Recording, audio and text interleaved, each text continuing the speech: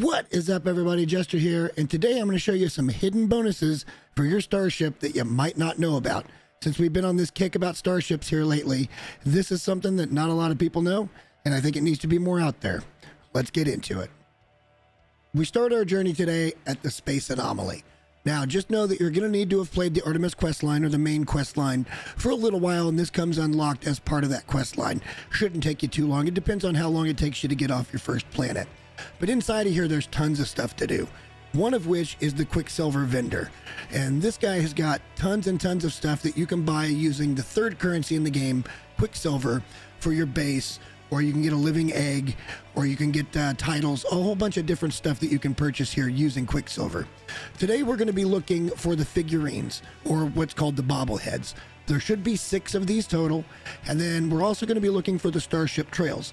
I have access to 5, although I think there's 6, but I think one of those was an expedition reward, and I don't actually have access to it.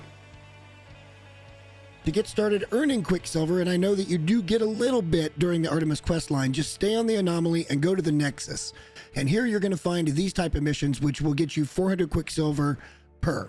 But you can do, I think, 3 of these a day. And then on the weekends, Friday through Sunday, you can also do the weekend mission that'll get you 1,800 Quicksilver. So good ways to do it. And by the way, if you haven't been doing these missions, you can get a lot of good stuff by just doing these. Salvage frigate modules are pretty hard to find. Now, these get pretty pricey. The 6 figurines, Atlas, Null, Nada, Apollo, Polo, and Artemis, are all 3,200 Quicksilver apiece, while the ship trails vary a little bit. And I've also listed these in the order of priority. So if you put chromatic ship trail in your ship, it will show chromatic no matter what.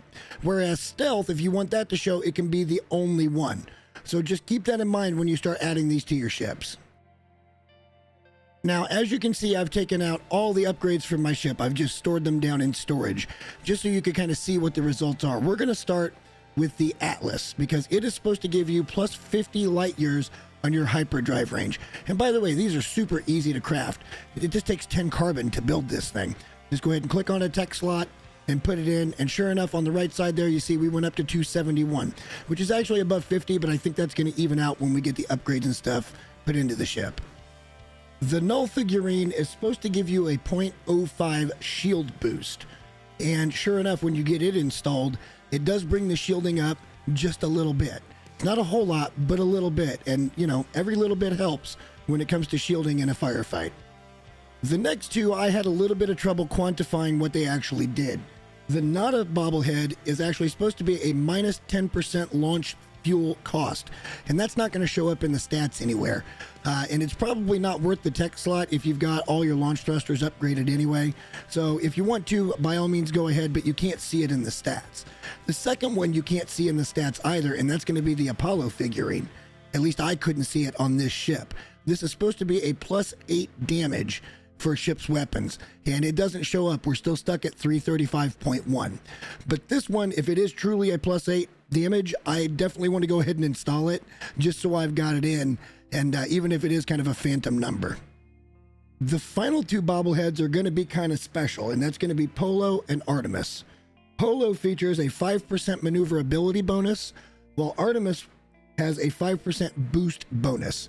So, and considering those are both part of maneuverability, these 2 have what's called the adjacency bonus, which means if they're touching, you get the actual bonus. As you can see, we went well up just for installing these 2 bobbleheads. Now, this is where we're going to start in with the Starship Trails. You can install up to 3 of these, but again, remember, you got to pay attention to your priority as to which one you actually want to show. Each one of these is going to give you 1% extra on your boost, and again, up to 3 of those per starship. I kind of don't care much for the priority system here, but hey, it is what it is, and that extra 1% might make a bit of a difference. And as you can see, we went from 510 to 525 just by adding those 3, and they're all in adjacency.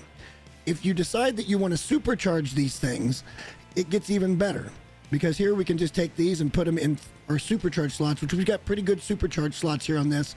And now all of a sudden we're up to 579 in maneuverability. It's kind of insane.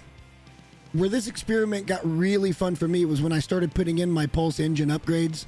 And these are all max upgrades. This is the same ship that I had max upgraded from a couple of videos back. So I'm going to sacrifice all 4 of my supercharged slots on maneuverability and see what happens. And by adding all of these things with these adjacency bonuses, we end up with a mind-boggling number of 2252. That's actually 1,000 more, 1,030 more than the Sentinel ship from our previous video as far as maneuverability goes, but the Sentinel was without supercharged slots. And again, we are using up all 4, but it's kind of fun here to kind of check out the video. And what's even more fun is if you actually change around, because the Polo figurine is the maneuverability. If you supercharge that, you can actually get this up to like 2,516 maneuverability.